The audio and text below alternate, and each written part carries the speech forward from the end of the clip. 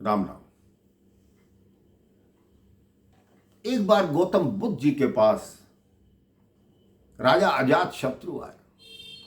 उन्होंने गौतम बुद्ध जी के चरणों में प्रणाम किया और उदास होकर उनके चरणों में ही बैठ गए। भगवान बुद्ध ने पूछा, क्या हुआ राजा, बहुत उदास दिखाई देते हो। राजा ने कहा, हे प्रभु, जब से मैंने आपसे दीक्षा ली है, आपका शिष्य बन गया हूं, लोग मेरे से डरना बंद हो गए। पहले तो मैं बहुत क्रूर था, बहुत गुस्सा करता था, मुझे बहुत क्रोध आता था, लेकिन जब से मैं आपका शिष्य बना हूं, मुझे क्रोध आता नहीं, मैं किसी को कुछ कहता नहीं।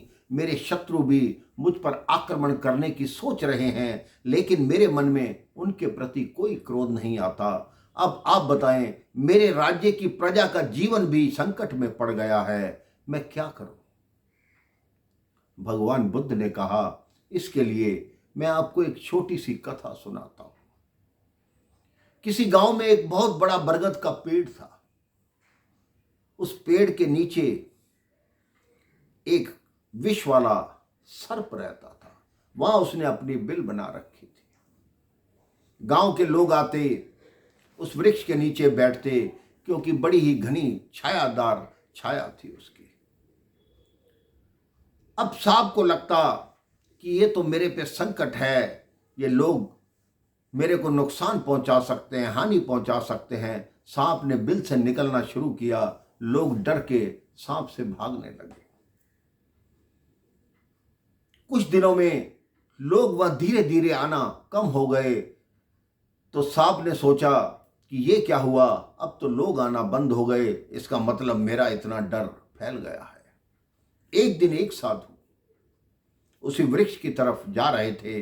गांव वालों ने रोका कि हे साधु बाबा, उस पेड़ के नीचे मत जाओ, वहां एक विषैला नाग रहता है, उसने हमारे गांव के कई व्यक्तियों को डस लिया है, वो तुम्हें भी डस लेगा। साधु मुस्कुराए और उस वृक्ष के नीचे जाके उन्होंने जगह साफ की और बैठ गए। सांप ने जैसे ही हलचल सुनी, सांप उस साधु के सामने आकर फन फैलाकर बैठ गया।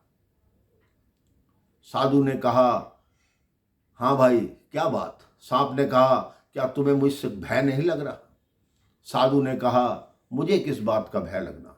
भय उसको लगता है जिसको जीवन से मोह हो, जिसको मृत्यु से डर लगता हो। मुझे मृत्यु से डर नहीं लगता, तो मैं तुम्हारे से क्यों डरूं। सर्प के सामने ऐसी बात करने वाला व्यक्ति पहली बार आया था। साधु ने कहा, अब भी अपने जीवन का सुधार करो, अपनी ये क्रूरता को त्याग दो, देखना ये संसार तुम्हारी पूजा करेगा। उस सर्प ने अपना व्यवहार बदल दिया। लोग आते, वो किसी को भी कुछ नहीं कहता, लेकिन लोग उसका गलत फायदा उठाने लगे। छोटे छोटे बच्चे उसको पत्थर मारते, कोई लाठी मारता। वो हमेशा घायल और दुर्गम अवस्था में ही रहता था।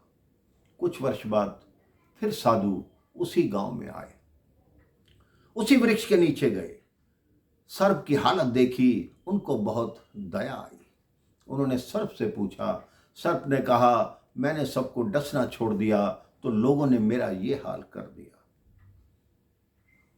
तब उन साधु ने कहा कि मैंने तुम्हें किसी से बदला लेने को मना किया था, लेकिन आत्मरक्षा को मना नहीं किया था। तुम अपनी आत्मरक्षा कर सकते हो, तुम पे कोई संकट आया हो उसको दूर कर सकते हो, लेकिन बिना मतलब के किसी से शत्रुता मत निभाओ, किसी को मत डसो। सांप की बात, सारी बात समझ में आ गई, और यही बात राजा अजात शत्रु को भी समझ आई कि गौतम बुद्ध जी क्या कहना चाहते हैं। गौतम बुद्ध जी ने कहा, तुम मन से साधु रहो, लेकिन ऊपर से राजा ही रहो। जब राजा रहोगे तभी तो अपनी प्रजा को नियंत्रित कर सकोगे, तुम्हारे शत्रु भी डरेंगे। अगर तुम्हारे मन में साधुता होगी तो तुम्हें ईश्वर का ज्ञान होगा, ईश्वर की प्राप्ति होगी। आप भी आत्मरक्षा के लिए बिल्कुल दीनहीन मत बन जाइए, क्योंकि ये दुनिया ऐसी है, जो सीधा पेड़ होता है सबसे पहले उसी को ही काटा जाता है। सीधे रहिए, लेकिन साधे भी रहिए, अर्थात सीधे रहिए मन के अंदर और तेज रहिए दुनिया को दिखाने के लिए, क्योंकि ये दुनिया दिखावे की है और दिखावे की दुनिया में ही लोग जीते हैं। अपने आप को परिपक्व दिखाने के लिए आपको बार बार नीचा दिखाने की कोशिश करते हैं। अपने जीवन में भगवान का नाम लीजिए, मन में साधुता लाइए, लेकिन अपने व्यवहार को शुद्ध रखिए, अच्छा रखिए।